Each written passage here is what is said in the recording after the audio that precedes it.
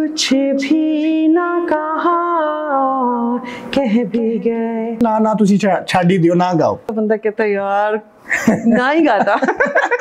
तो बल्कि I am sorry ज्यादातर झूठी तारीफें करते हैं। आगे दिल हमको याद आने लगे, होए होए इश्क महकाए, इश्क भा जाए, इश्क तड़पाए, होए होए। अस्सलाम वालेकुम, आप देख रहे हैं टीवी टुडे और मैं हूं आपका मेज़बान राहिल मुआविया। नाज़रीन, मेरे साथ इस वक्त कशफ मौजूद हैं जो आज से तकरीबन 2 दहाइयाँ पहले जब पाकिस्तान में आईटी सेक्टर में कोई बहुत बड़ा जो है ना वो नाम नहीं था पाकिस्तान का, और ये पाकिस्तान के अंदर कोई बहुत बड़ी मार्केट नहीं थी, तब इन्होंने आईटी सेक्टर में अपना नाम बनाया और बड़े ज़बरदस्त प्रोजेक्ट्स किए, और उस वक्त कई दर्जन लोगों की टीम के साथ ये बाकायदा आईटी सेक्टर का काम किया करती थी। लेकिन फिर कोरोना के बाद इनकी ज़िंदगी में भी जो है ना वो तब्दीली वाक़ई हुई, काम भी बदला, और बिज़नेस वुमेन खातून थी, ज़ाहिर है बिज़नेस तो छोड़ा नहीं जा सकता था। प्रॉपर्टी सेक्टर जो कि बहुत एक डेंजरस और मुश्किल काम है, उसमें भी इन्होंने अपने आप को मनवाया। और उसमें एक और बड़ी दिलचस्प बात है कि डिस्प्यूटेड प्रॉपर्टी में, जिसमें मर्द भी जो है ना वो हाथ डालने से कांपते हैं, घबराते हैं, और बहुत सारे लोग तो जब प्रॉपर्टी डिस्प्यूटेड हो जाती है तो सेल कर देते हैं औने पौने दामों के, इससे जान छूट जाए। तो उसमें भी इन्होंने जो है ना वो बड़ा ज़बरदस्त अंदाज से काम किया और यकीनन पैसा भी कमाया। लेकिन फिर इन्हें एक शौक, कोई पुराना बचपन का शौक जागता है, और वो शौक था सिंगिंग का। इन्हें लगा कि मैं गा भी सकती हूँ। ये अब आप फैसला करेंगे कि ये गा सकती हैं या नहीं गा सकती, लेकिन पहले तो हम इनका जानेंगे पर्सनली जो आपका कोई जो एक जर्नी है जो डिस्प्यूटेड प्रॉपर्टी की तरफ जाते हैं ना, कहते हैं ये कब्जा माफी है, ये आम बंदे का काम नहीं है, बदमाश लोगों का काम है। तो ये वो तो कोई भी बिजनेस है, वो तो कोई भी बिजनेस है। मैंने जब अपना आईटी का खोलना था, मेरे साथ को पार्टनरशिप करना चाहते थे। मैंने कहा नहीं, मैंने अपने भाई के साथ मैंने क्या करूँगी, तो वो मेरे घर के बाहर हॉकीज लेकर आ गए थे एक्चुअली। यस, पाकिस्तान में पूरी गुंडागर्दी चलती है, जिनसे आप मतलब मैंने उनसे कहा कि मैंने नहीं करनी, मैंने आई रिफ्यूज्ड हिम ना। सो ही सेड कि नहीं, आपने मेरे साथ काम करना है। सो बात ये है कि पाकिस्तान में बिजनेस करने के लिए, और मुझे लगता है शायद दुनिया में थोड़े से गट्स होने चाहिए बंदे में, ठीक है, किस टाइप के, फेस करने के लिए whatever it is, whatever it is, ठीक है। तो मतलब डर जाओगे तो फिर तो कुछ भी नहीं होगा, नहीं हो सकता। और मेरा तो ख्याल है कि एंटरप्रेन्योर होता ही वो है जो डरता नहीं है। तो ये तो समझा जाता है कि आपके लीगल राइट्स जो है वो आपको तहफ़्फ़ुज़ देते हैं, और आपको जो है ना कोई मुंह नहीं डाल सकता। तो इसका मतलब ये है कि फिर यहाँ पे कानून नाम की तो कोई शय नहीं है, अपना डंडा मजबूत करना पड़ेगा। देखिए, कानून को जितना आप समझते हैं ना, उतना उसको इस्तेमाल कर सकते हैं और उतना उसकी वजह से बच सकते हैं। हमारे अनफॉर्चुनेटली हम लोग कानून को समझते ही नहीं। मेरे ख्याल से हमारी जो बेसिक एजुकेशन है उसमें लॉ की बेसिक अंडरस्टैंडिंग सबको देनी चाहिए। तो डिस्प्यूटेड प्रॉपर्टीज में बड़े दिलचस्प किस्से होते हैं, बड़े जबरदस्त वाकयात होते हैं। तो आपको कौन सा कोई ऐसा जो है ना वो केस मिला कि जिसमें आप बड़ी जो है ना अभी भी महसूस होती हैं, याद करती हैं? किसी ने कहा कि मैंने प्रॉपर्टी ये वाली परचेज करनी है और ये मुझे इसकी प्राइस है, ये है, वो है, तो मैं बस टोकन करना है, आप मुझे ये गाइड करते हैं। जब उनको पता चला कि मैं रियल एस्टेट में हूँ, एंड आई वाज सरप्राइज्ड कि वो तो किसी और की प्रॉपर्टी और बेच कोई और रहा है। So I saved them this way.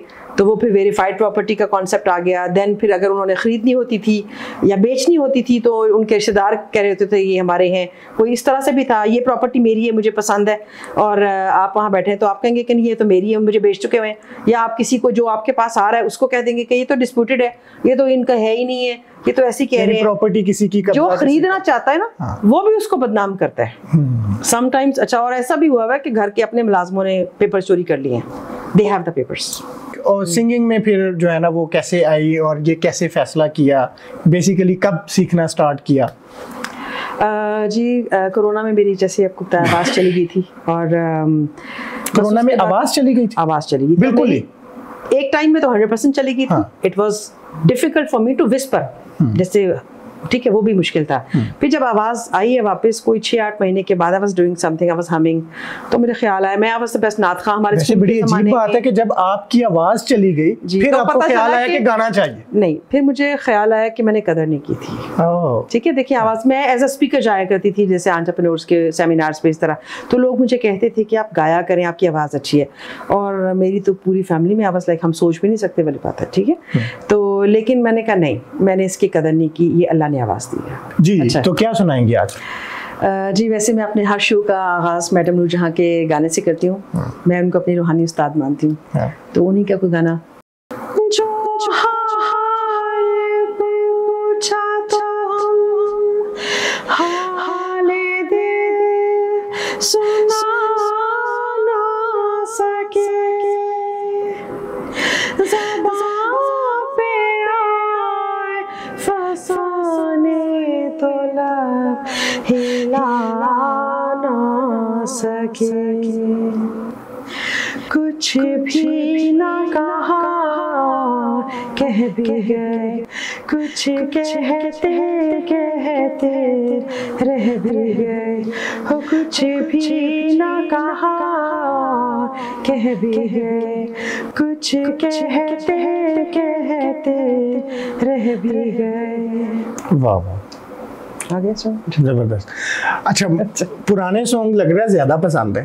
Yes, बाकी जब कॉलेजेस वगैरह में गाने होते हैं तो फिर हम नए गा लेते हैं।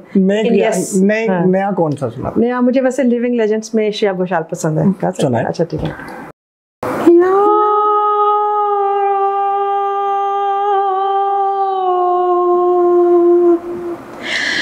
मंजिले रुसवा है, खोया है रास्ता, आए ले जाए इतनी सी इल्तिजा, ये मेरी इबादत है, तू मेरी अमानत है।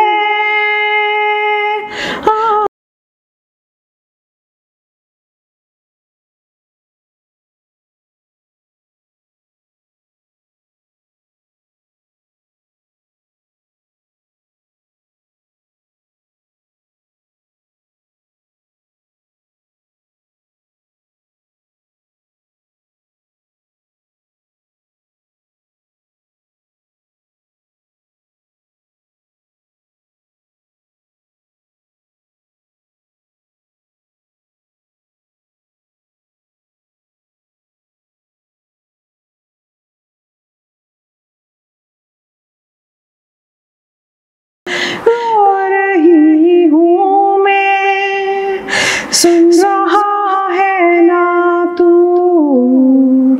रो रही हूँ मैं यारा।